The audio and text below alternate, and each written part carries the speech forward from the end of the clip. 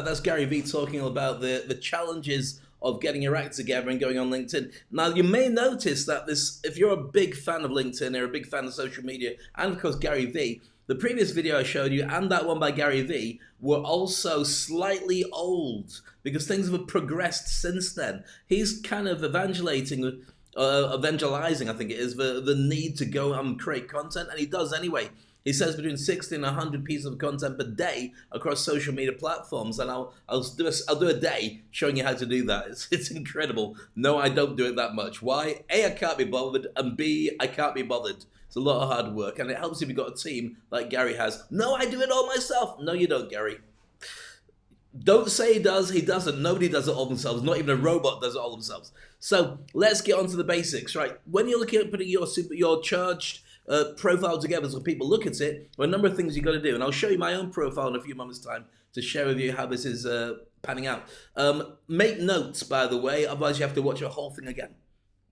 Excuse me, that's a burp, and that burp came straight out of Wakanda. That coffee is good. I don't know who was doing an impersonation of them, but it was just a thing. So, write notes as you go along, otherwise you have to watch me again and see the whole thing, but I promise you that everything in this video session is meant to give you a boost above the rest of the trenches. So first things first, and this is from a guy called Matt Youngquist, 10 tips for supercharging your profile. First thing, avoid embarrassment and fine-tune your settings. Make sure that as you go with all the stuff you've got, watch a video on it that goes through all the different settings that you have. You want to make sure that people can discover you who are related to you and can help you. You don't want to be discovered by people who are going to knock on your door and spam you. And also want to make sure that your stuff is going out to the right kind of people. And when people find you, you're exactly what you say you should be. So there's lots of tricks that go into that, and that's the quickest way I can position it for you. Number two, don't just settle on a good profile photo. Make it a great profile photo. If you'll have a look at mine, my profile is slightly different from many. I've doctored and created a specific photo that tells you exactly what it is. I'll show you this in a moment. Don't just have what most people do, which is like a passport photo, but. And sometimes the worst thing people do is stretch it to fit it in the circle. No, never ever stretch any picture of anybody as a human being ever on anything. There's no excuse, not on PowerPoint, not on anything. It looks freaky even if you stretch it a tiny bit, and this makes you look like you're unprofessional. And don't say to me, yes, but Dave, now it fits in the picture. The picture looks rubbish. It does. If you don't believe me, then you should. Number three, think hard about your headline. What is your job title? What is it you say you should do? What is it you say you do for a living? Do not use your profile as a CV. We've gone past that now. Don't just place your details on there. Think about it that basically LinkedIn, the keywords and all your profile is part of a search engine. Think of a mini Google inside LinkedIn's algorithm where people can find you based on the things that are relevant. If you mention the same thing over and over again that you've done, you'll show up higher in the rankings than if you don't mention it at all, but you hope people might guess. So put down exactly who you are and what you do, especially if you can do it in the headlines. Number four, personalize your public profile URL. You have a chance to do that when you've got, linkedin.com/in/ whatever you put there. Now, it might be a lot of numbers and letters and stuff. You can change that and personalize it to your name. Mine's Dave Crane Dubai. So anywhere I send that, I can just send Dave Crane Dubai. People know it's Dave Crane Dubai, and they can find me very easily. Otherwise, you've got a nightmare trying to do it. And most of the platforms allow you to do this, but if you haven't got around to doing it yet, it looks ultra unprofessional if you haven't done it. And you also find that anybody else who's got the same name as you has already stolen that. So you might have to add Dubai or your hometown as well before you even go there. All right, number five, soup up your summary. Whatever it is that you say that you do, make sure you embellish it enough so people go, wow. If you don't, you just say, these are my duties, this is what I do. Nobody's going to care. They're not going to care anyway. If people are looking at profiles because they're generally interested to see either what you do that they could do or what they could do better if they have you coming with them. If you just give them the nuts and bolts, not only do they see that you're not very fun to work with, but they also see that they could get that from anybody else. So always make a point of doing that. Number six, if you're looking for a job, let recruiters know that you're looking. But be very careful about it, because I would always say that if you've got a profile that's what's it, ONO people say, I think it is open to new opportunities or something. Oh, I know it. Anyway, there's a couple of ways of writing it on LinkedIn. I would do none of them. If I was looking for work, I would never say I have no job. Why, Dave? How will people find you? Because nobody wants to hire somebody who's looking for a job. I know this sounds ridiculous. I'll go through this in more depth later on. People will hire you if they can buy you out of something existing. Because there's scarcity. They know they need to reach a certain fee. They know they need to entice you with their company and their details and their employees and all the rest of the stuff, the benefits. If they know you've got no job, they know you're desperate. So it's a buyer's market. They can treat you like muck and you'll still say yes. So don't give them that advantage. Let them think you've still got a job and then approach them and talk to them. Go proactive and say, if they ask, don't mention it to my employer. They'll know that anyway if they're interested. I'm just saying be very careful about that. Okay, number 7, deck out your work history. Again, I mentioned it earlier. Every job you've ever done, everywhere you've ever worked, make a big deal of it. Tell them how great it was to work with some fantastic companies and what you managed to achieve. Because people glance, they don't even read online anymore. They scan, and if they haven't done it properly with you, then that's your fault for not making it look really good. Include a current job entry, even if you're unemployed. I've already mentioned that in detail. Number 9, trumpet your experience. Tell people how good you are at doing lots of different stuff. And if you're thinking, oh no, I'd rather not do that, well, good luck to that, because other people will. And if they say it and you don't say it, think about public speaking. You got somebody who's sat in a group, in a boardroom, who won't stop talking and is loud and is out there, and sometimes they're actually quite smart as well, versus somebody who's the smartest person in the room and says nothing. Who do you think is going to be approached later on for conversations? Yeah, you, unless you really mess it up. If you're the person who's talking, unless you mess it up and annoy everybody, then people get to know who you are and they get used to you. If you keep it to yourself and hope that somebody looks at it, then forget it. Nobody's looking. It just doesn't work like that anymore. Okay, and then number 10, he's trying to count. Ask people to talk you up. Get them to talk about you. Get them to do referrals. There's a system built into LinkedIn where what you do is you get a referral for somebody and they will send a referral back, because the system says to you, that's a guy, by the way, Matt Youngquist. Thank you, Matt, for this. System says to you, you have got a referral. Would you like to take a look at it? Would you like to send it back to the person for them to change it for you? And then you are sort of duty bound to do the same back to them. So think of all the people who you know you like, not within your company. It looks like a fix. If all the people who give you referrals are from inside your company, it just looks like you sat in the coffee shop and said, right, let's just look after each other. And nobody's going to believe it. You've got to have companies that you've dealt with, that you've worked with, that you're connected to, who will turn around and say, wow, that's amazing. I really like what you do. Does that make sense? Cool. Give me your thoughts, your feedback. Any extra tips, please put them down. This is the time to brainstorm. It's all about LinkedIn today, and you're watching Speak on Stage.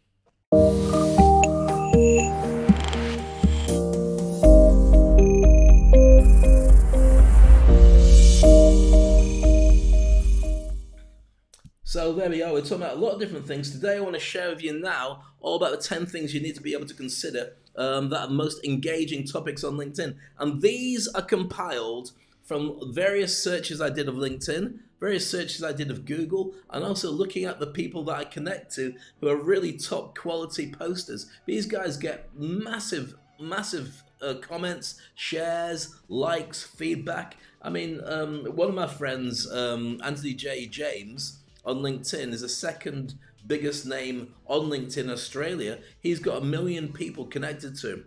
And every post he makes gets easily, from what I've seen, from 50,000 to sometimes 1 million reviews, views, connections, interactions. It's crazy. But here's the thing. In my opinion, it's not the numbers that matter. It's a very simple metric between how many people bought your product, how many people did what you wanted them to do, which is connect with you, or how many people came on your course after you'd asked them to, how many people went from a direct line of a post that you're making to being hired by you. If the answer is, well, not that many, there's a very good chance you're not doing it right. And I really mean this. For me, it's not about the engagement. It's all about the engagement of the target market I want to deal with, and the stuff that I put out for them specifically, and also the fact that I'm not looking for everybody. I'm not looking for people who have no interest in working with me professionally. I'm just not. I don't have the time to start making friends and chatting to people about, oh, what do you do? Oh, you're a plumber. That's fascinating. Tell me all about it. I don't care. I don't mean disrespect if you're a plumber. And yes, I can work with you if you want to be a speaker and you're a plumber. But other than that, I really don't have a lot to say. So I'm very specific about the people that I work with for lots of different reasons. So here's the 10 most engaging topics. You'll want to write these down if you haven't done already. That you should be using in 2020, and I think probably into 2021, because we are going to be spending a lot of time online, more than we've ever done before, because where else can you go? Okay, number 1, sensational infotainment videos. And in brackets I've got, by the way, in exclamation marks, I've got the way I would start that headline. You know the bit at the top, you get 3 lines before it gets cut off. So you just make sure the 3 lines you get of your post are ones that grab people, make people want to work with them. So sensational infotainment videos, ones that tell you a load of stuff, like the one I showed you with LinkedIn today, that's a really good one. The one I showed you Gary Vee today, that's a really good one. So those are the kind of things that you should have as number 1. Number 2, relatable humor. Something that people will laugh about, but not just a random thing, about the workplace, about their job, about something that people encounter on a regular basis with relationships, something that's not quite linked, something that's not quite Facebook, something that's not quite Instagram, but has a relationship with the people who are in a business professional situation. Remember, LinkedIn is Facebook in a suit. So treat your humor like that. And sometimes being warm is better than being funny. When somebody laughs a lot on LinkedIn, it's usually like this.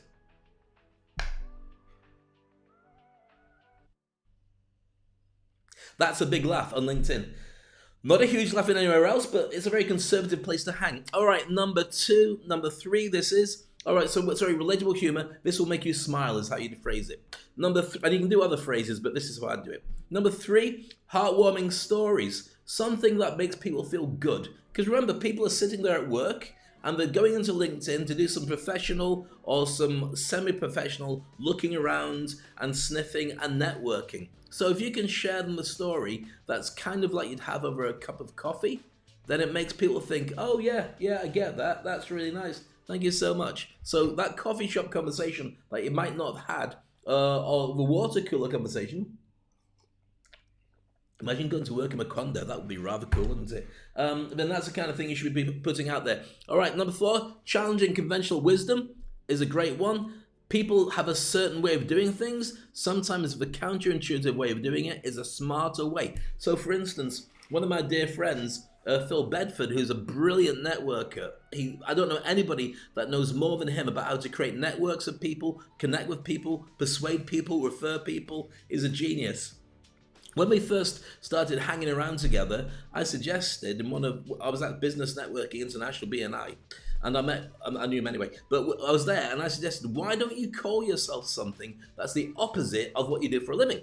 So we created the phrase, the rebel networker. He was a networker, so call it the rebel networker, it becomes very sexy. So if you're an accountant and you call yourself the maverick accountant, people go, oh my goodness, what do you do that's so different? And the truth is, probably nothing.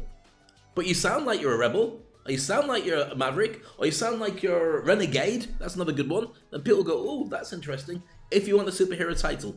If you don't want a superhero title, don't bother doing it, because people just go, why did you put that? But you've got to stand out. You've got to be different. You've got to get people attracted to your brand. And despite what Gary Vee said, you really do have to think about yourself as a brand nowadays, especially from lockdown, because you're not talking about your locality now and your location. You're talking about 7+ billion people around the world who are competition for the same work as you. All right, number 4, contrary to popular belief is what I'd say. Number 5, questions. And asking things like, what do you think about this? If you do that and you ask questions, it makes a big difference to people, because it makes them just stop scanning and start going, ooh, okay, I wonder what other people have put. So they'll have a look through what other people have put and they'll say, right, I'm angry about that, I'm going to comment. Or they'll say, I disagree. Or they'll say, I absolutely agree with that. But before you know it, it's become addictive. I used to do questions every day on Facebook a long, long time ago. I'd post a question and I had such engagement, I could leave it and not comment back on it and go back at the end of the day and I'd have 60, 70 comments every single day. It was like going fishing and you cast out your nets and you leave them, come back at the end of the day, pull the nets in, full of fish. I wouldn't advise that necessarily, because interaction is part of the algorithm on LinkedIn. You have to be in it to win it, but you can certainly be there and start the conversations going. That's a really cool way of getting people to play with you. Okay, so number 6, data-driven perspectives. A phrase that you would use is something like, the numbers don't lie, take a look at this. Yep. And therefore, you just talk about all the different data. You know, the stats have come in for how many people are looking for a job and use LinkedIn as a way of moving forward, or how many people do it on Facebook, or how many people do it on Instagram. So therefore, which would be the smart way of doing it? The stats have come in for how many people have been banned from Twitter. All these kind of things are really interesting, and people find them fascinating because they probably haven't got the time to look for them. But if you put it, and it is of relevance to them, or even relevance to them to have bragging rights to be able to talk about it, the odds are they'll appreciate it. And what will happen is once you've got that working, it means that suddenly LinkedIn starts to realize that they like your content, and so you'll show up in their news stream more often. And it also means that you are seen as somebody who's sharing influential stuff, so you'll show up with other people as well. And when you show up on somebody's stream, it means that other people who are following them get to see you as well. You see how it snowballs? Yes, Dave. Do you really? Not really. Well, trust me, it does. All right, so going to number 7, how-to explanations. Have you ever wanted to do something but didn't know how to do it? This is how you do it. Those explanations are key. If you can share with somebody, and I do it, this whole show is very much a how-to. This is a how to do LinkedIn more effectively. If you can share that with people in a bite-sized chunk, then people really appreciate it. Now, the thing is, I'm doing something very different with doing this show on LinkedIn and Facebook and so on. And I love your comments, by the way. I know you're writing stuff down, but I'd love to have your thoughts and comments. If you agree, don't agree, then please make a point of saying it. But when I'm doing this, I'm sharing a ton of ideas that will speed up people's process of being able to be more effective in what they're actually doing. So if you can do that, that's great. Now, there's a current trend which I hate, but I'll tell you, and a lot of my friends do it, and I hate it, and I don't interact with it. Doing 10-second videos. 10-second videos that are complete clickbait just to get the numbers up. So somebody sees a monkey climb out of a tree, monkey jumps onto the floor, jumps on the back of an elephant, elephant runs off. Wow, gotta see that. Goes viral. How does it help you? Brings up your numbers. How does it help you? It's full of people who are interested in monkey elephant videos. If you tell them what you do for a living, they might go, no, more monkeys. So you've got to be very careful whether you're looking for vanity metrics or you're looking actually for people who like your stuff because they buy into your stuff, and one day will turn around and say, actually, I love what I've been reading from you or watching from you or hearing from you. Would you like to collaborate? Or can I send you some clients? Or can I work with you directly? Or can you coach me or mentor me? Or can I hire your services? That's, in my eyes, what you're looking for from this whole process. Everything else is shiny BS.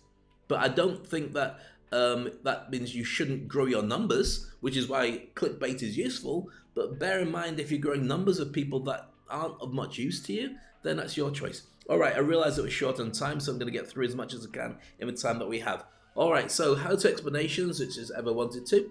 Then we've got personal stories. This changed me. So I read a lot of them, especially people who are life coaches and so on. Telling stories is a brilliant way of doing this because it engages people and it lights up parts of their brain that are reserved for things that are very important to them. So telling a real story about something that happened to you gets that personal touch, makes them closer to you, and you can choose whatever story you want because they will then start positioning you as somebody that they see as a friend because you've already let them into your life. And you've got into their life, and so they feel a bond with you, even on social media, hence the name, social media. So you can put something like, this changed me, and here's how, as a title for that. Number 9, tactical tips and bullet points. So these are always brilliant, and these are great for people. 5 things you need to know about getting a new job. 3 pitfalls about getting a new job. I say getting a new job. The thing is, LinkedIn's not just for jobs. It's also for connecting and doing business with people and networking and going through the process of looking for potential joint ventures and learning information. So there's loads of different ideas that you can throw there. But if you can put some numbers at the top of it, 7 things, 10 things, 3 things, the 2 things, the number 1 thing you need to, whatever it is, that really helps people because they don't want to read a long bit of copy. They want to skim down it, scan down it. And if it's got numbers to follow, just like when you're writing a proper article, it really helps. And number 10, failure content. What does that mean? It means telling people what went wrong in your experiences and why this is useful for them to know. saving them time. So after this, I learned this. People love that kind of stuff. So consider all these different things. I think, in my opinion anyway, these are really what you should have burnt into your presentations and into your posts this year. If you're not doing them, then have a look at the people that are doing them, because they wouldn't be doing it by accident. They're doing it because they're getting feedback, because people buy into it, and they really like it. If you want to take a picture of this, by the way, it's your final chance just to go click, screenshot, do it with your phone, I'll smile for you. Look at that. No, you're not even looking. You're busy writing the stuff down. And it's going 3, 2, 1. Should have finished it earlier.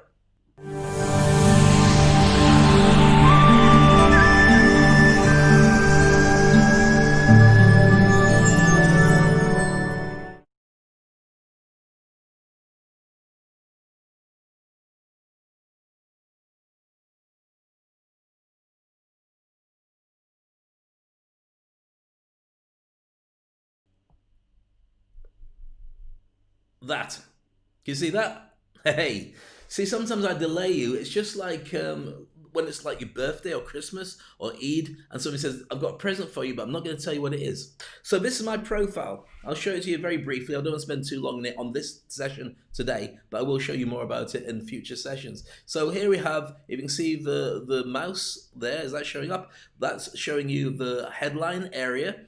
If you haven't done your background properly, it's like not having a shop front. You need to put in there what people need to do to connect with you. So there's a picture of me, there's my signature to prove that it is kind of authentic, and also the website where you can find me. If I move my head to one side here, you can see there is my special picture of me with my hair down, hanging out, and also lots of pictures behind, because I'm really in that virtual space.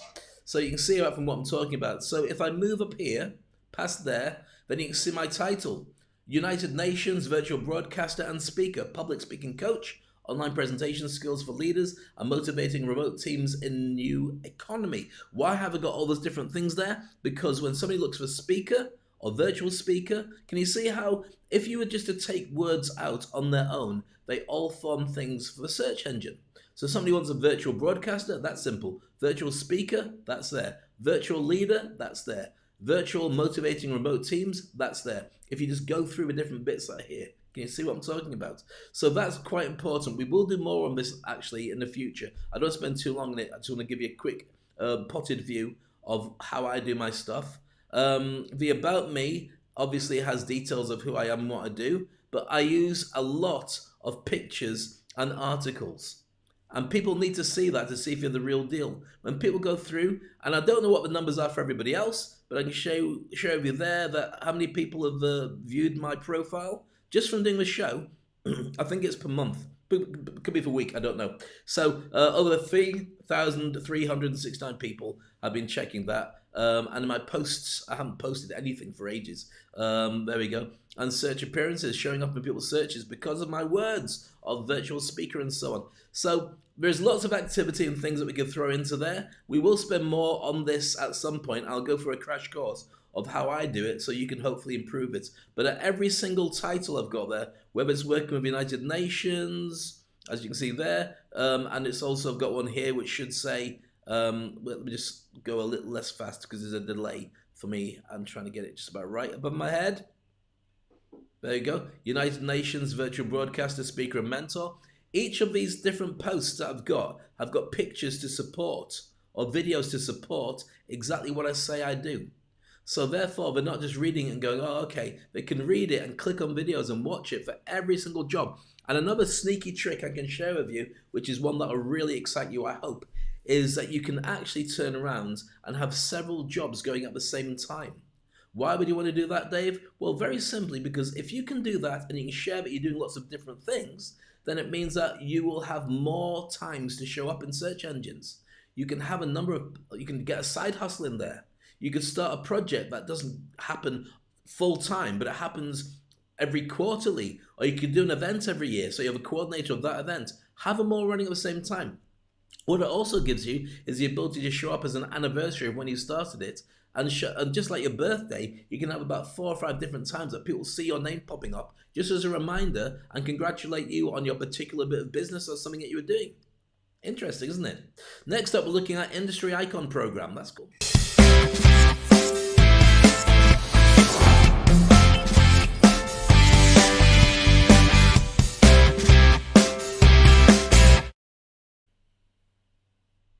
So the Industry Icon Program is specifically created to allow you to think of yourself as the best in your industry. The stuff I'm sharing with you today is about being able to be a better speaker, a better broadcaster, create your web TV show, your podcast, write your articles, and I do all my stuff really for the LinkedIn crowd more than anywhere else. Why? Because I know that when people connect with me, they connect with me with money in mind.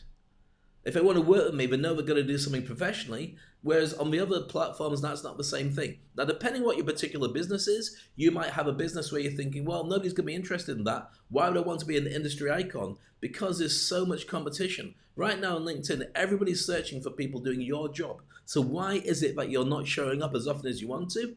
You see people who show up all the time, and they're not much better than you. They're just better at marketing themselves than you are. And they haven't done the same thing as you, which is I don't want to post because people will think that I'm cheap, or I don't want to post in case I get it wrong. It's the same thing when people don't post. It's the fear of public speaking is exactly the same as the fear of posting.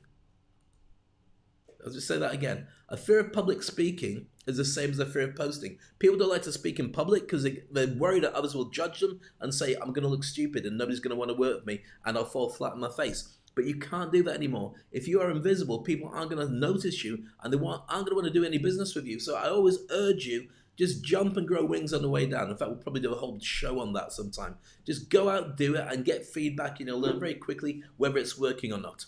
So the Industry Icon Program is part of what I offer with the Speak On Stage set. If you go to SpeakOnstage.com, I've got a number of modules, all based at $99 each, to teach you through public speaking, help you to get through creating content, generate your brand, give great boardroom presentations, connect with people better, do sales, all of them are separate, different modules that you can have a look at. But if you really want to go for the Big Daddy, the King Kong, and get trained directly by me, not saying that I look like King Kong, then the Industry Icon is the thing for you.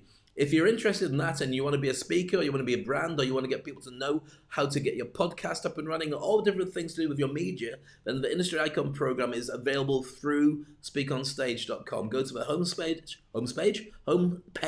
of SpeakOnstage.com and then just thumb through, have a look at the stuff there, find Industry Icon, click on that, and it'll give you a Calendly link. From there, you can book a 10-minute consultation with me, and I'll go through what I believe is the right plan for you to move forward.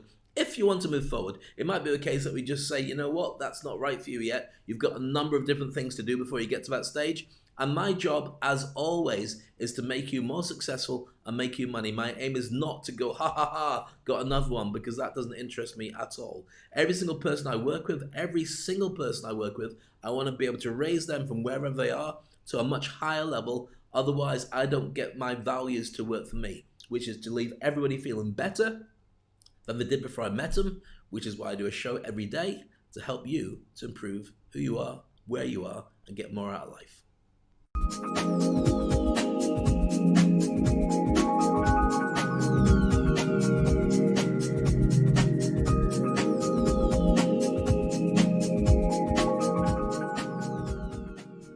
So with that, I hope you've enjoyed the show. It's been a blast. All about LinkedIn, wasn't it? It was all about this. And I did promise to give you loads of viral topics in LinkedIn. I did tell you I'd share with you a load of different things that maybe you hadn't considered as well. Because it's kind of important when you're thinking about who you are and what you do to really think about all those different elements. And most people don't. They just go on and think it's a place to keep their CV. And they get really surprised that they don't get in the interaction. I've been on LinkedIn for ages. Nobody contacts me. Yeah, that's because they don't know who you are. There are tricks to navigate around. I will do some time with Instagram. I will do some time with Facebook. And I'm not the biggest expert on them, and that's deliberate. I realized that the money was in LinkedIn, and it still is. It's a professional network. People go to work, and if you say that I was on LinkedIn yesterday, people don't go, oh, what, looking at pictures of cats or jumping out of a tree. Maybe they were, because it's sort of moving in that direction, but it's still mega relevant. And it's one of the few places that if you jump on now and start doing really interesting stuff, people do respect it, and also you can get great traction. That won't be there forever. All the big hitters on LinkedIn, I've had many conversations where we've found that the amount of reach that you have is decreasing exponentially. You have to be relevant. You have to make sure that you got people in a network who are helping you. And you can also tag people if you want to. I don't tag anybody. I just get the stuff out there. If people want to watch it, then they'll find a gem. If they don't want to watch it, they won't find a gem. It's that simple. Right, I'm back tomorrow with more great stuff. It's been a pleasure being with you. Let me know your feedback and your comment. Please start a watch party. Please share this with your friends. Let people know, especially if you're into LinkedIn, that there's some gems to be got from here. And if there's some things I've missed out on, then by all means, let me know. And I'd love to work with you with the Industry Icon program.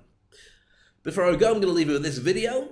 It's all about alphas. And if you wondered what an alpha is, this will explain everything. I'm Dave Crane. This is Speak on Stage. Have an amazing day.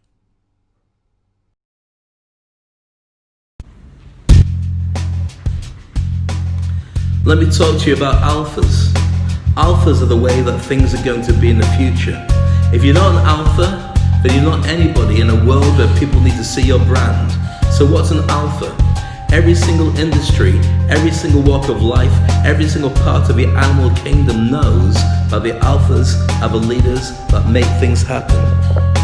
When you go into a boardroom full of people and you're wondering how you fit in, if you're an alpha, it won't matter because you're in charge. So how do you create a brand? How do you position yourself in a world where being an alpha makes a difference? You have to consider what that truly means to people. To find if you're an alpha, you've got to ask yourself certain questions. Are you a risk taker?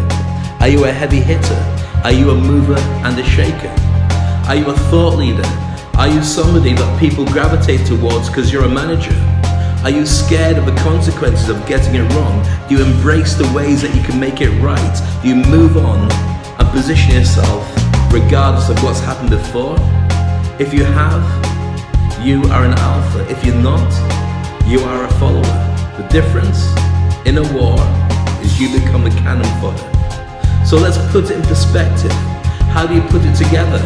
How do you get yourself in a position where your alpha will allow you to earn more money, be more successful, grow your business, be seen by others, and have a tribe that are your followers? Well, very simple. In my opinion, you learn to speak. Speaking's the advantage. Communication is one of the few things that most people don't know what to do. If you take the biggest leaders in business that you can think of, whether it's a Steve Jobs, a Richard Branson, whether it's a Nelson Mandela, or a Donald Trump, or an Obama, every single one of them has one thing in common. Their message was clear. And when the message is clear, people can follow. So where does that put you? Can you speak? Can you say what you need to say in front of strangers? Can you walk into a boardroom full of people and stand there and make your claim and do your sales in any part of the world? If you can't do that, you're not doing your business. If you can't do the speaking, if you can't do the communication, you're not an alpha. But when you are, you walk in a room and the whole world sees you. The whole world appreciates you. The whole world repositions you. And this is the noise that you will hear.